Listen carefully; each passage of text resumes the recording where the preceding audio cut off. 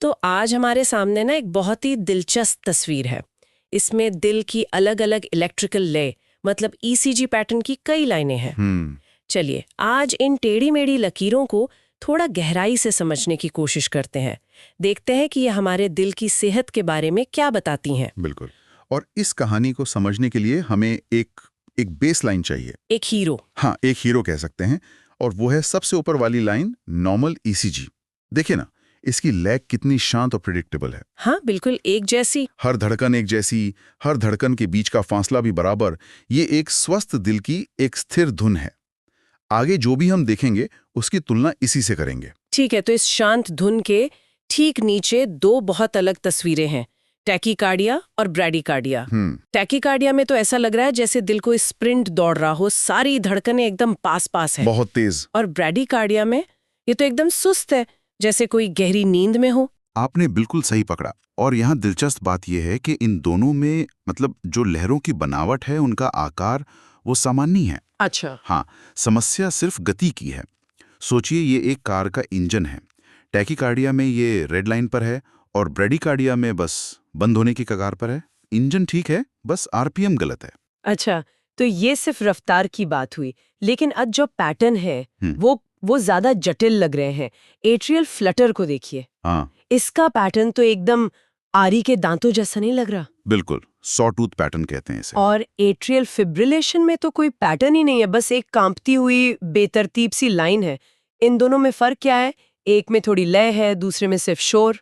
ऐसा क्यों? ये एक बेहतरीन सवाल है। ये हमें दिल के काम करने के तरीके के थोड़ा और अंदर ले जाता है। ये दोनों समस्याएं दिल के ऊपरी चैम्बर यानी एट्रिया से शुरू होती हैं। ऊपरी चैम्बर से? जी हाँ, जिनका काम है खून को मुख्य पंपिंग चेम्बर यानी वेंट्रिकल्स के लिए तैयार करना।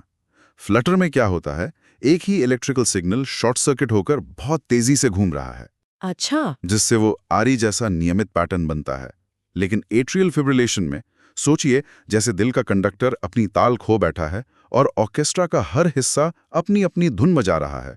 तो बस एक शोर है, संगीत नहीं। बिल्कुल, दिल का ऊपरी हिस्सा बस कांप रहा है, खून को ठीक से आगे नहीं बढ़ा पा रहा। तो ऊपरी चेम्बर की गड़बड़ी तो समझ आई, लेकिन अगर दिल के मुख्य इंजन मतलब निचले चेम्बर में ही ऐसी अव्यवस्था फैल जाए तो?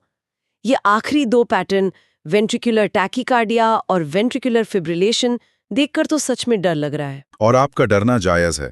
ये मेडिकल इमरजेंसी है। ओह। यहाँ समस्या दिल के मुख्य पंप यानी वेंट्रिकल्स में है। वेंट्रिकुलर टैकीकार्डिया एक बहुत तेज अस्थिर लय है जो दिल को ठीक से भरने का मौका ही नहीं देती। लेकिन वेंट्रिकुलर फिब्रिलेशन उससे भी ज्यादा खतरनाक है। एक मिनट, वेंट्रिकुलर फिब्रिलेशन में तो कोई धड़कन का पैटर्न है ही नहीं, ये तो बस एक कांपती हुई लकीर है।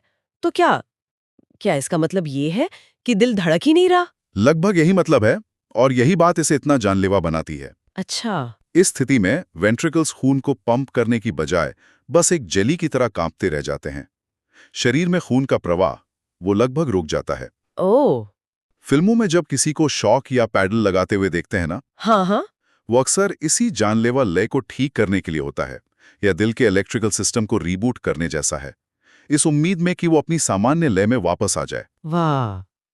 तो कुल मिलाकर ये एक अकेली तस्वीर हमें दिखाती है कि कैसे एक साधारण सी दिखने वाली लाइन दिल की पूरी इलेक्ट्रिकल कहानी बता सकती है। बिल्कुल। एक शांत स्थिर धुन से लेकर एक जानलेवा शोर तक, सब कुछ इन लहरों में दर्ज है। बिल्कुल सही। और ये हमें इस बात पे सोचने को मजबूर करता है कि ये सभी पैटर्न, ये महज इलेक्ट्रिकल सिग्नल हैं। हमारे शरीर की ये वायरिंग कितनी नाजुक और जटिल है ना?